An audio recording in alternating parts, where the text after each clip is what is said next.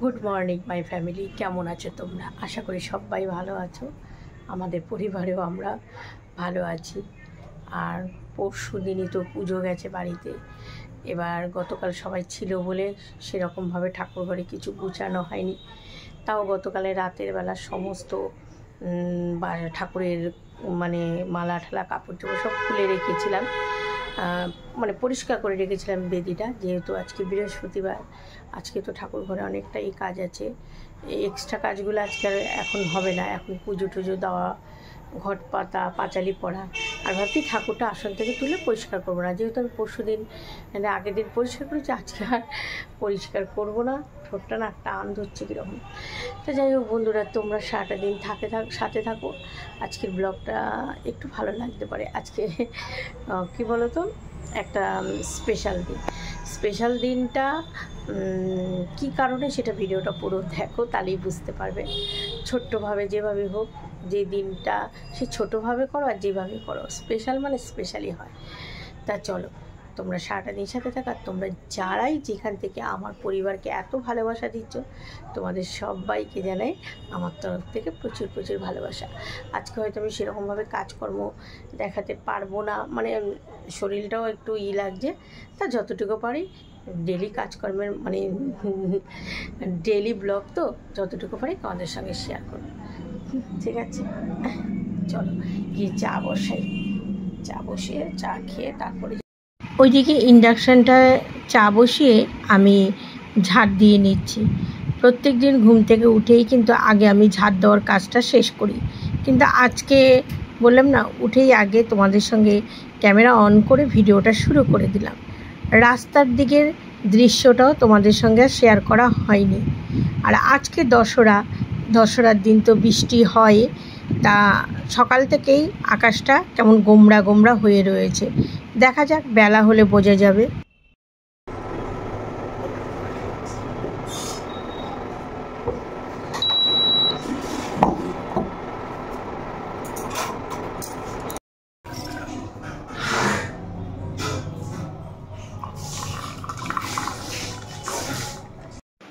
তোমরা হয়তো ভাববে এই যে চা বসিয়ে আমি সাথে সাথে ছেঁকে নিচ্ছি, না, দ্বিতীয়বার গরম করা হচ্ছে চা ঠান্ডা জল হয়ে গেছে। আমাদের ও গেছে নিচে গিয়ে একজনকে নিতে এসে, টুকিটাকি কিছু একটা নিতে এসে তাকে দিয়েছে। আবার আরেকজন যাচ্ছিল রাস্তা দিয়ে, তার সঙ্গে গল্প জুড়ে দিয়েছে। ওপর থেকে দুবার ডাকলাম। এখানে যদি আমি চাটা দেরিতে বসাতাম, তাহলে এতক্ষণে বলতো তাড়াতাড়ি করো, দোকান খুলতে দেরি হয়ে যাবে। মুছে টুছে পরিষ্কার করে নিলাম। বেডটা এখন পুঁতে দেবো, কারণ কী অবস্থা হয়েছিল। মুছে নিয়েছি, মিঠুকে এখানে বসিয়ে রেখেছি।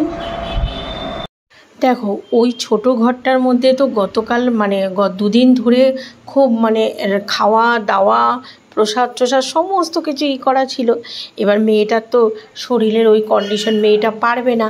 তা আমি ওই ঘরটা মুছে ঠুছে পরিষ্কার করে দিলাম। তারপরে বৃহস্পতিবার ঠাকুর ঘরে গিয়ে কিন্তু আমি পুজোও দিয়েছি। ঠাকুর ঘর আর তোমাদের শেয়ার করলাম না। আর এখানে দেখো মাছ এনেছে, মাছটা রান্না করব। আর লেজাটা দেখালাম না, আমাদের মামুনি কিন্তু মাছের মাথা পছন্দ করে না, ও পছন্দ করে মাছের লেজা। তা লেজাটা না একটু বড় সাইজ, কিন্তু লেজাটা দেখলে কি হবে, মেয়েটা কিন্তু লেজাটা খেতে পারেনি, একটুখানি খেয়ে ভেঙে রেখে দিয়েছে। কিন্তু ও মাছের লেজা খেতে ভালোবাসে। অনেকে কিন্তু কাটার ভয়ে মানে লেজাটা খেতে চায় না। ও কেন, আমার মানে বড় ননদ, আমার ভাইয়ের বউ যে, ও খুব মানে কোনো অনুষ্ঠান বাড়িতে হলেই ওর জন্য লেজাটা তুলে রাখা হয়।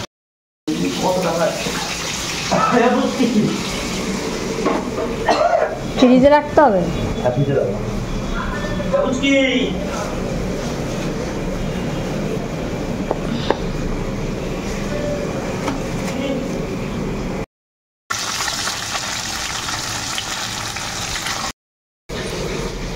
ছেলের মেয়ে, আর এই মেয়েটারে কথা বললে একদম শোনে না, কেক কাটাবে, বাপিকে কেক কাটাবে।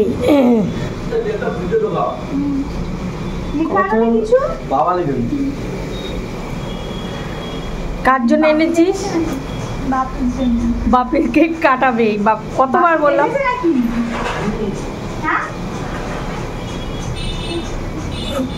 তুই আমার বাবুকে সারপ্রাইজ দোষে।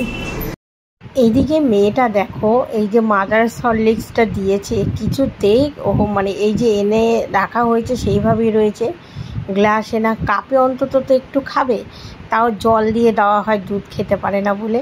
তো অনেক জোর করে কাপে একটু গুলিয়ে দিয়ে তারপরে এখন না ও মিষ্টি বিস্কুট সেরকম খায় না, টোস্ট বিস্কুট দিয়ে তারপরে ওকে একটু হরলিক্স দেওয়া হলো। জায়গা আছে ফ্রিজে না? ঠিক আছে, আমি রাখছি, তারা ফাঁকা করে।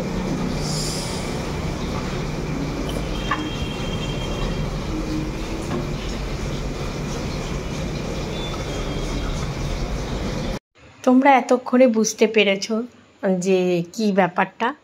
আমার কর্তামশাই ওর জ্যৈষ্ঠী মাসে শুক্রবার মানে জন্ম হয়েছে। এবার তোমাদের গতকালের ভিডিওতে বলেছে আমার শাশুড়ি মা কোনো সময় করেনি জন্মদিন পালন ঠালন, তারপর ডেটটাও ঠিক মতো বলতে পারে না। তা মামুনি আজ 3 বছর ধরে ও বলে বাপির যখন জ্যৈষ্ঠী মাস শুক্রবার, তাহলে আমরা জ্যৈষ্ঠী মাসে বাপির কেক কাটাবো।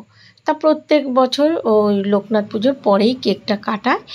পরের দিন কিন্তু গতকাল ও মেয়েটারও শরীরটা ভালো ছিল না, আর এত কাজের চাপে ভুলে যাওয়া হয়েছে, কিন্তু গতকাল রাত্রেই কেক আনবে বলেছিল, আজকে নিয়ে এসছে। তা এইদিকে আমি ভেন্ডি আর 5 রকমের ভাজা ঠাজাগুলো সব কেটে নিয়েছি। মেয়েটা বলছে মামুনি একটু অন্য কিছু রান্না করবে, তা বললাম তোর বাপি তো চিকেন টিকেন খায়ও না, গতকালই তো চিকেন ইলিশ মাছ খাওয়া হয়েছে, তা বললাম দাঁড়া মাস্ট করি, আর ভাজা ঠাজা আছে সেগুলো করে দিই। তারপরে এই দেখো এখানে সব কিছুই আস্তে আস্তে করে জোগাড় করলাম। ওইদিকে আমার ঘরের কাজও করছি, বললাম না অনেক কিছুই ক্যামেরা বন্দি করিনি ইচ্ছে করে, মানে আজকে এদিকে এইটুকু জোগাড় করছি আর ওইদিকে যে কাজগুলোও করছি সেগুলোর কাছে গিয়ে আর ভিডিও করিনি, যে রোজই তো তোমাদের কাজকর্ম দেখাচ্ছি। আর এই যে হয়ে গেছে আলু আর টমেটো, জিরে গরম মশলা দিয়ে মাছটা একদম একটু কালিয়ার মতো করলাম, মাছটা ভাজা হয়ে গেছে। আমি তো পেঁয়াজ রসুন ছাড়া মাছ করি। আর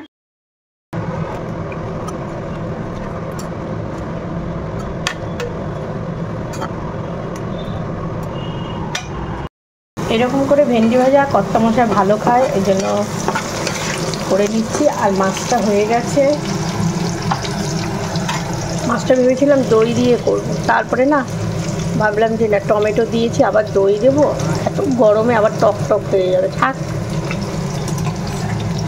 আমি কিন্তু একটু একটু করে 7 রকমের ভাজা করলাম, একটু পায়েস করলাম, চাটনিও পছন্দ করে না, তা চাটনিটা আর করলাম না, ভাজা হচ্ছে এখনও কিছুটা হয়েছে। কাকে কেন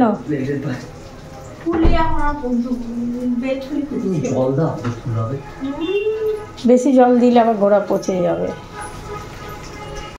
আমাদের মামুনি কার কবে জন্মদিন, কার কবে অ্যানিভার্সারি, ও যে কেক কাটাতে যে কী ভালোবাসে, আর খুব সুন্দর ডেকোরেশন করতেও ভালোবাসে, কিন্তু এখন পরিস্থিতি আর ডেকোরেশন করতে পারে না, শরীরটা তো বুঝতেই পেরেছে। তাও এই অবস্থায় আমাকে বলছে কি না কেকটা কাটাও বাপিকে দিয়ে, আজকে কাটাবোই। ওর বাপিও বারণ করেছিল যে না আমি কেক কাটবো না, ও বলছে না আজকে কাটো না বাপি। তা মেয়েটা এত জোর করলো, ঠিক আছে। আমি বললাম যা তাহলে তোদের খুশিতেই খুশি। তারপরে এই দেখো এই কেকটা এনেছে, তাও ভালো ওই কিছু একটা পার্টি এখানে পাতবি, দাদু দুধ বানিয়ে এসছে। আর দিনের বেলায় কেকটা কাটিং করা হবে কেন, বাবা মা এরা আর একটু পরে তো খেয়ে দিয়ে শুয়ে পড়বে, আর রাতের বেলা তো আমাদের জানো যে যার কাজে ব্যস্ত হয়ে থাকে, এর জন্যই এখন দুপুরবেলা আমাদের পরিবারের মেম্বাররা আমরা উপস্থিত আছি সবাই, এই জন্যই এখনই কাটানো হচ্ছে। ঘরে একটা নতুন শার্টও ছিল, যাক সব কিছু ফটাফট জোগাড় হয়ে গেল। এদিকে শাশুড়ি মা উঠে আসলো, ওনার পায়ে তো আবার একটু প্রবলেম, ছেলে আবার ওই যে হাত ধরে ও ঠাকুমাকে ঘরে নিয়ে আসলো, বাবা আবার নিচ থেকে দুব্বো নিয়ে এসেছে, এই যে সব জোগাড় হচ্ছে। এবার মামনির তো ছবি তুলতে ভালোবাসে, আমাকে বলছে বাপিকে কেক সমেত একটা ছবি তোলো।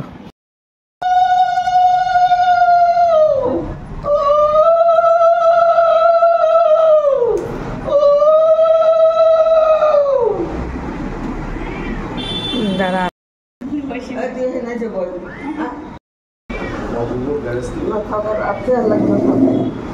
গ্যারেজ থেকে আসার সময় পাই নাই। দেখো কিসে লাগলো, টালির মধ্যে লাগছে। আর সবাই বসে আছে কেন বলো তো, মানে এই সবে কেকটা কাটবে ঠিকঠাক হয়েছে, আর দোকানে না আমাদের কাস্টমার এসেছে। ছেলে আবার দৌড়িয়ে দোকানে গেছে মালটা দিতে, ও আসলেই তারপর আবার কেকটা কাটিং করা হবে। আর দোকানে এই টাইমে এসছে, গ্যারেজ থেকে সেও বেশ কিছুক্ষণ মালপত্র নিল, তারপরেই মানে বাবু এসেছে, তারপরেই কেকটা কাটিং করা হয়েছে।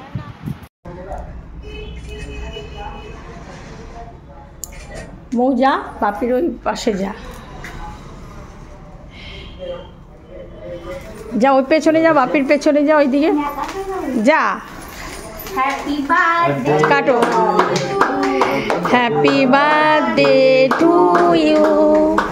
বাবু দাঁড়া, বাবু দাঁড়া। To you birthday.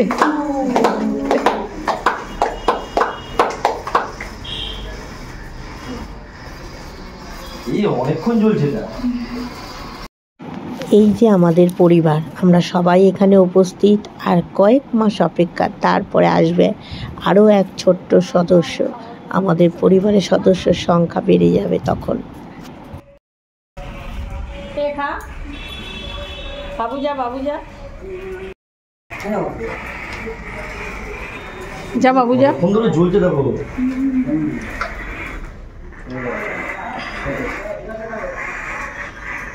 দেখো, যে কোনো দিন স্পেশাল করা যায়, পরিবারের সবাই মিলে থাকাটাই স্পেশাল। অনেক লোকজন জাঁকজমক নিয়ে অনুষ্ঠান করাই কিন্তু স্পেশাল না। তবে কালকে আরও বেশি মজা হতো, কেননা সবাই ছিল। তবে আজকেও আমরা 6 জন মিলে ভালোই মজা আনন্দ করলাম। এবার কেটে দাও, দাদু ঠাকুমা কেটে দাও। আরে বাড়িতে করে আর এখন দিতে হবে না, দিয়েছো মুখে? হয়েছে। আমি তাহলে যাই নাকি? আমি বাবু কেক আর আইসক্রিম খায় না, কম খাই। কেক আর আইসক্রিম ও আবার উল্টা।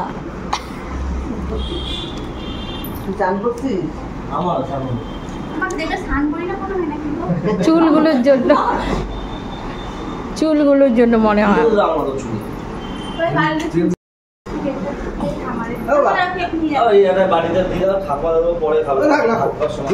আরে না, ওটা বাবা মার আশীর্বাদ।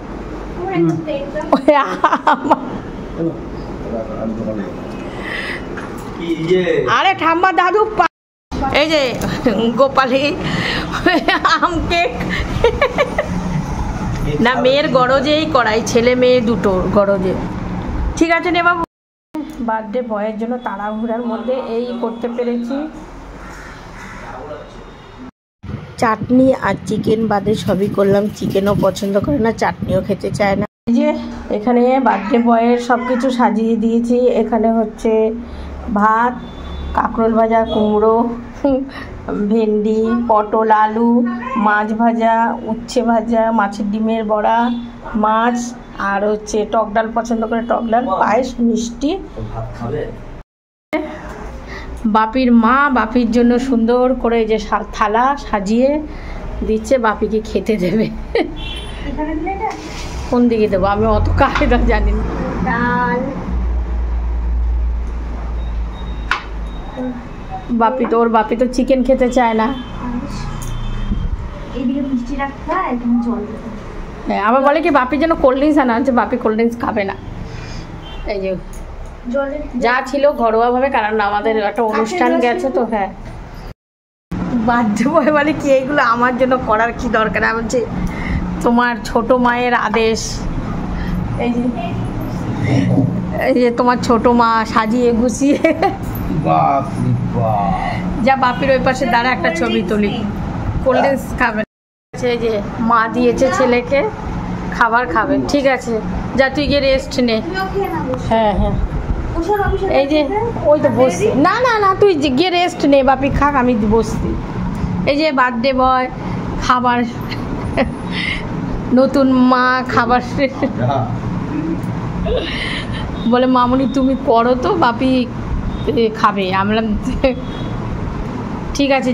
ওর বাপি আমি কতবার বলেছি সামনের বছর আমরা ছোট্ট সদস্যকে নিয়ে কেক কাটিং করাবে, কিন্তু ওই মেয়ে কথাই শুনলো না। না, আজকেই বাপির কেকটা কাটানো হবে। মুড়ি মাখা হবে, এই দেখ চানাচুর দোকানে এখন কি দিয়ে মাখবে দেখা যাক। সন্ধ্যাবেলা কিছু তো খেতে হবে। এই যে এখানে চানাচুর, আর এই হচ্ছে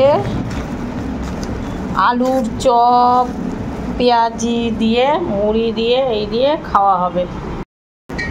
ওই তো কাজ, চানাচুর, আলুর চপ আর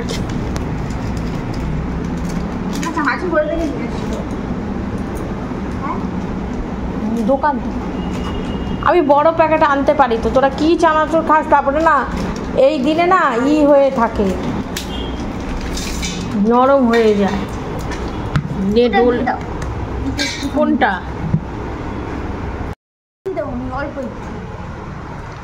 শুরু হয় নাই মামনির, আবার চানাচুর লাগবে। ওরে আমার ভগবান রে, দেখবি তো না, এগুলো থাক, আগে খাইয়া নে। ওগুলো নরম, মুড়ি নরম হয়ে যাবে, তারপরে এগুলো তোলা যাবে পরে। চল আগে খেয়ে নে, বাবু বসে আছে।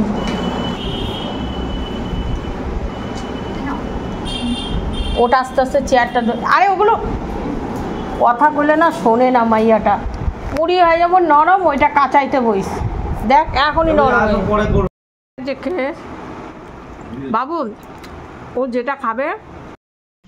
আজকে মামনি তোমাদের সঙ্গে একটা কথা শেয়ার করবে, মানে ওর আজকে খুব একটা আনন্দের বিষয়টা ও নিজেই বলুক, আমি বলবো না। বল।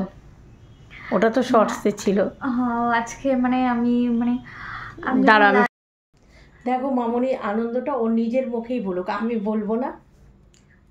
আজকে এখন উইক চলছে, পড়বে তো হচ্ছে। আজকে আমার বেবির হচ্ছে মুভমেন্ট, কীরকম নড়াচড়া করছে, বা আমি যেই দিকে শুয়ে আছি সেই দিকে থাকলে ও নড়ছে, জিনিসটা আজকে পুরো স্পষ্ট বুঝতে পারলাম।